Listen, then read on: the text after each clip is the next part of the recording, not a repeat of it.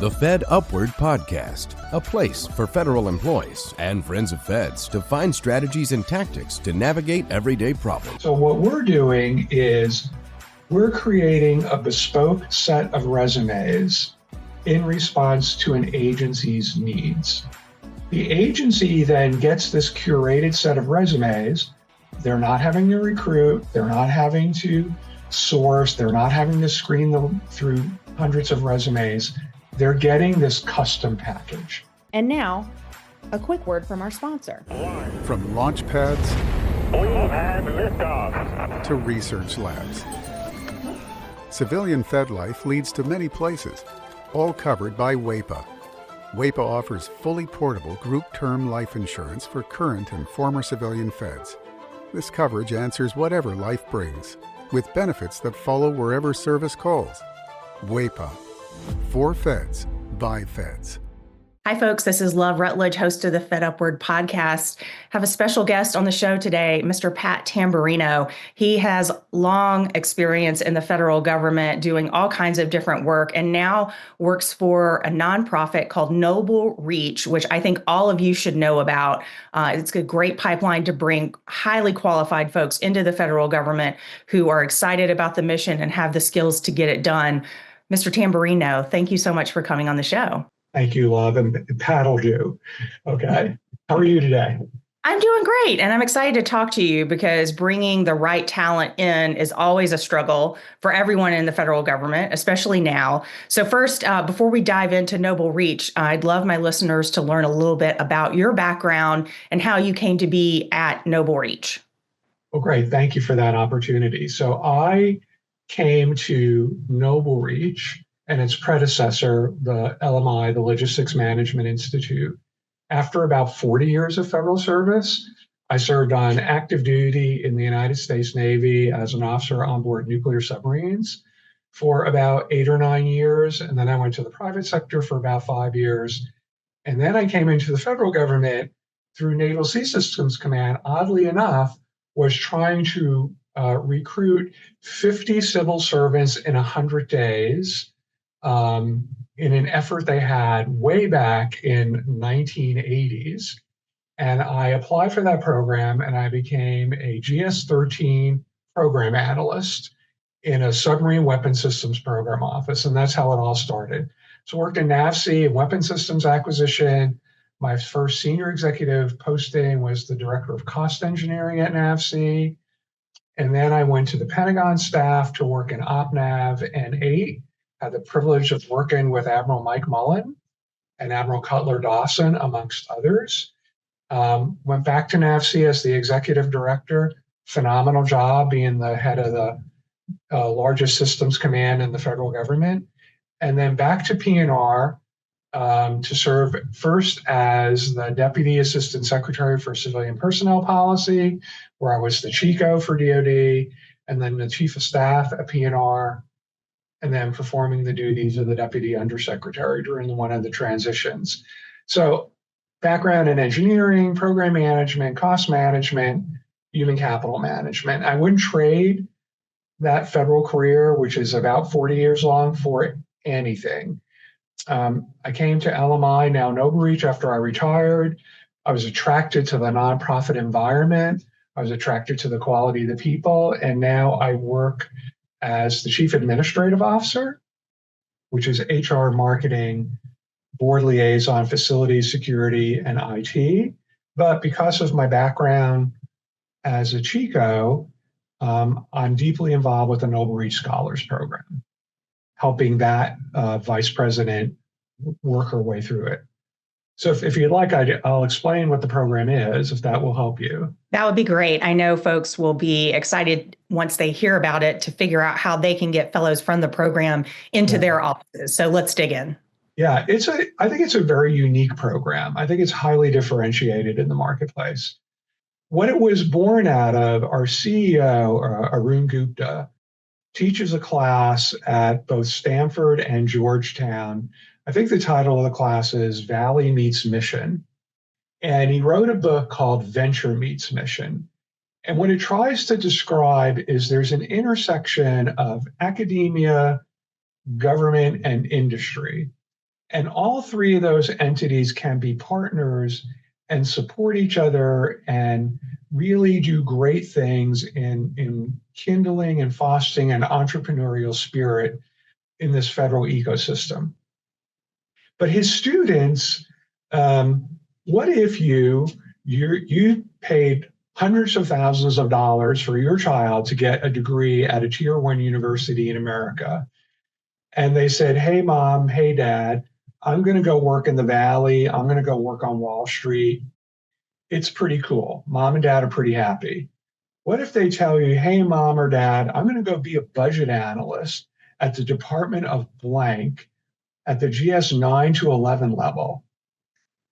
In the first instance, they say, wow. In the second instance, they say, why? Because people don't normally equate, this is a very broad statement, as public service as their number one job coming out of the government, out of college rather.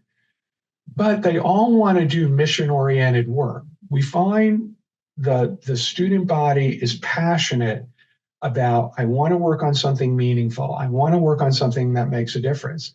What is more meaningful and make a difference than come into the federal workplace? But think about how hard that can be. You're going to go navigate USA jobs. You're going to go try to do pathways. You're going to do digital innovation fellows, presidential management fellows, all good things, all a little bit complicated. We wanted to make it easy. So we envisioned a program where NobleReach, under our nonprofit rubric, would build this program, and it would have a couple of dimensions. First, we would solicit the federal agencies, and we are also talking to state agencies and some international, on the international stage, some embassies. What do you need? What kind of person do you really need on your team? And we have 5 domains we're operating in: AI, cyber, biopharma, business process reengineering, and materials and manufacturing. You tell us what you want.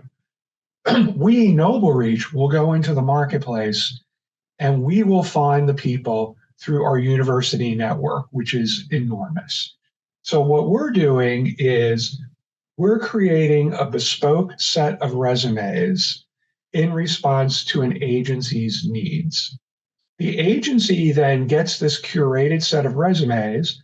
They're not having to recruit, they're not having to source, they're not having to screen them through hundreds of resumes. They're getting this custom package. Then they interview the people. If they like them, they get 2 job offers. They get an offer to be a NobleReach scholar, and they get an offer to be a federal employee. The typical hiring mechanism is through the accepted service using Schedule A, Part R, which is designed for fellowships of 1 to 4 years, and they become feds. They're typically hired at the GS 9 to 11 level. They get the federal pay and benefits. They're subject to all the rules and regulations of the agencies, and they're on the federal payroll for a term of 1 to 4 years. No guaranteed conversion to career, expressed or implied. Then what do they get from NobleReach? And this is what I think is totally unique. Before they get their federal offer, we give them a stipend of $15,000, which is totally allowable, help them move, relocate, do whatever they have to do. They get a 3-week boot camp, typically in August, and we acculturate them to what it's like to work in the federal space. What's a budget? What's a contract? What are the ethics rules? How does Congress work?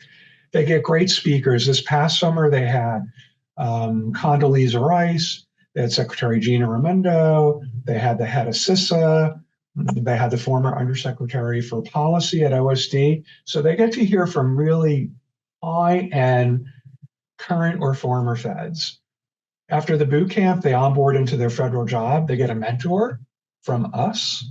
And then 4 times a year, they come back to NobleReach, virtually or in person, for a weekend, and we do a seminar of some sort. The first seminar, they went to Mount Vernon. They learned all about the founding of our country. They learned a lot about George Washington, and not only George Washington was the first president, the commander-in-chief. He was also a businessman and an entrepreneur of some scale. And they'll do that 3 more times. We call that scaffolding. So unlike some programs where you hire somebody, you put them into the federal queue, and you hope it all goes well, they're getting the scaffolding. So they're getting for that first year a lot of care and feeding from NobleReach. In our inaugural year, we placed 19 scholars across 8 agencies. The feedback's been phenomenal. They were typically at the GS11 level for 1 or 2 years. They're not in the back room reading tech manuals. They are working on meaningful things. We have 5 scholars at Treasury working for a phenomenal human being, the chico there, Tracy DiMartini, who is, I'm just like a huge fan. They're working on how does Treasury use AI and what's their AI policy. They're working on some other business process reengineering challenges for Treasury. We have 3 people at Space Force, brand new command. They are working in the mainline programs of Space Force, the Falcon program and others, which I don't remember the names. Currently, we're recruiting for the calendar year 25 class. I think there were over 1,500 applicants. It's going to get screened down to about 500 that we think are really viable. We are collecting the requirements from the federal agencies. That is still ongoing. We're very sensitive to the fact there's a hiring freeze and other artifacts like that, but we do submit, and even when you read the EOs, there are language in there that American citizens deserve an excellent, efficient federal workforce that attracts the highest caliber of talent.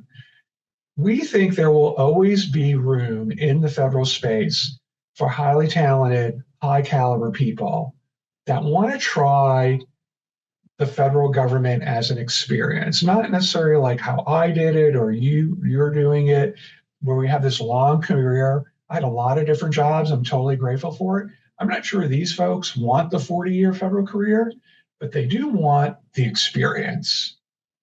And we're just making it easy. The feedback we get from the federal agencies is the fact that we're doing the sourcing and the recruiting and the screening, huge efficiency for them, taking a huge amount of effort off their plate, and they're really getting the resumes that are very, very solid and very, very cool. But it's totally up to them to make an offer.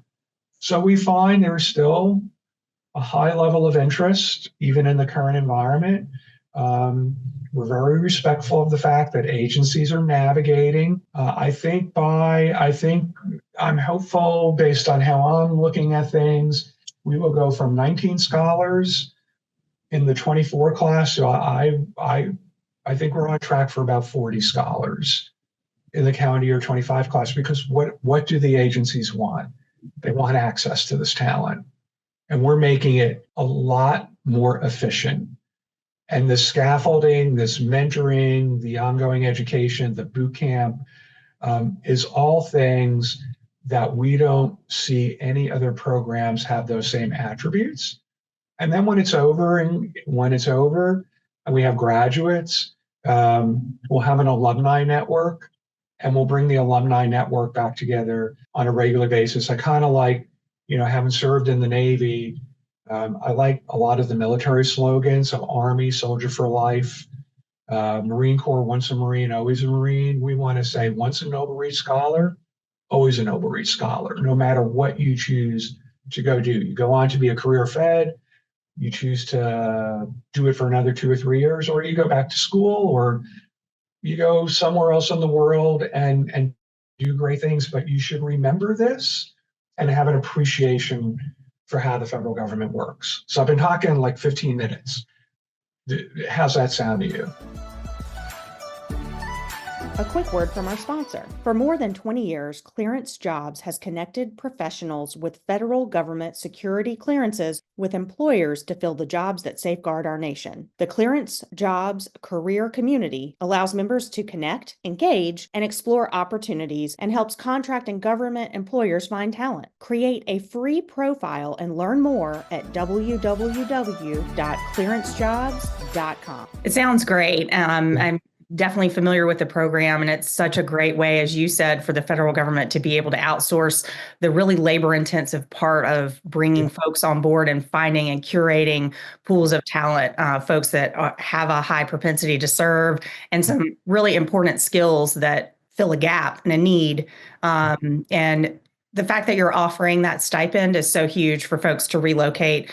I know a million years ago when I came into the federal workforce as a GS7, I had to work a second job for several years to be able to afford rent. People aren't willing necessarily to do that kind of thing anymore, particularly folks who have highly valued skills in the marketplace. So to be able to offer them that little extra support to make federal service, at least for a couple of years, a viable option is truly a great service, not only to those individuals, but to the agencies that they serve, because they don't have the pressure of trying to fund a move or figure out how they're logistically going to do those things, because you're providing that support and advice, which is amazing. If agencies and departments are not subject to the hiring freeze right now, and they want to learn more and figure out how they can get on your list to bring in this talent, how do they find you? You can go to our website, or they can email me directly. I'm happy to give you my email address separately. And what we do is we have a brief on the program. We will give the brief on demand anywhere in the federal space. And in some agencies, we have briefed the Chico, and then we have briefed the talent management office, and then we usually find ourselves with the program offices that want the people. So we are very accustomed to, we have to go back and do it a couple of times. Totally okay. We can provide that brief on demand. You can look on our website. There is a scholars page, NobleReach. .org. But the easiest is to have someone email me, say I'm interested, and I will work with them to set up a brief. What I find interesting, you mentioned the stipend. Sure, the stipend's cool, and the stipend helps. What we find really fascinating is when the candidate talks to the agency and then understands the mission and the kind of thing the agency wants them to do, the stipend becomes almost secondary. It's like, the 3 people we have working on space at Space Force, they have the why to wow factor like at an exponential number. They're in a brand new agency working on cutting edge things in Los Angeles. And that's the other point. The scholars can be placed anywhere there is a federal agency. We have a lot in the DMV, but we have them in Los Angeles and in a few other places around the country. A lot of the agencies we're talking to this year are going to put the scholars in field activities and maybe rotate them 6 months in a field activity, 6 months in a headquarters. That'll be an interesting experience. But if you tell us we want them in Heartland America, we will find that. If you say, I want people from a particular school with a particular type of degree, we will work with you to that end, right? We're very much here to be of service.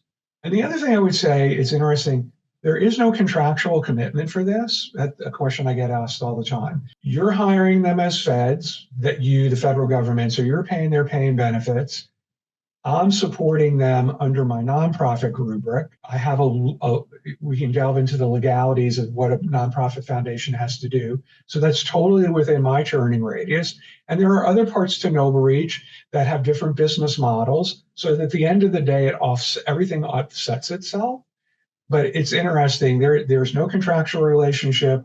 There's no fee. Some agencies wanted an MOU to define roles and responsibilities. We can totally do that. Other agencies, hey, less paperwork is better.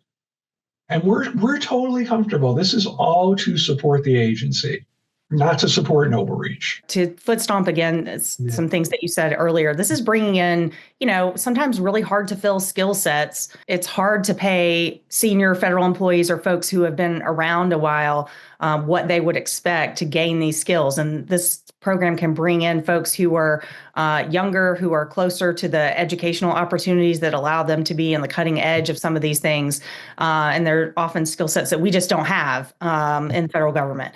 So they're hard to find and they're hard to hire. And so, again, NobleReach is doing that work for you if you're a federal organization looking for that talent. So this is so critical, and it allows these folks to gain some federal experience. And if they choose to go back into private industry, they carry that experience with them so that they can better navigate federal agency and department rules and regulations and communication in the future. So really, this is a victory whether folks stay in the government for 2 years or 40, like you said. So just want to reiterate those things. Yeah, we call that ladder phenomenon dual citizenship. You work in the private sector or academia, and you learn their rules and regulations and their cultural norms and their standards. And you come into the federal government and you learn that set of policies, procedures, and standards. Think how much better you are now. You're so much more agile when you're in the marketplace, and say, well, why does that place do it that way? Well, if you've experienced it, you can say, well, you can do it. They do it that way because they have this requirement. I'll also say, we have people with bachelor's degrees, master's degrees. We also have 2 PhDs in the program. One is at Space Force. So people say, well, like, why would someone with a PhD in artificial intelligence want to do this? They could go make, scads of money in the private sector because they want the mission-oriented work. So I have time to do other things later, but I need to do this now. One of the PhDs is at Space Force, and the other one, he's working on his PhD, is at NOAA. Very cool. I'll make sure that I have all of the links and email addresses that you mentioned earlier in the show notes when we get this out. Thank you for your continued service and the way that you are supporting those of us who are still in the federal government by bringing us this amazing curated talent. Pat, thank you so much for your time. All right. You have a great day, love. Pleasure to talk to you.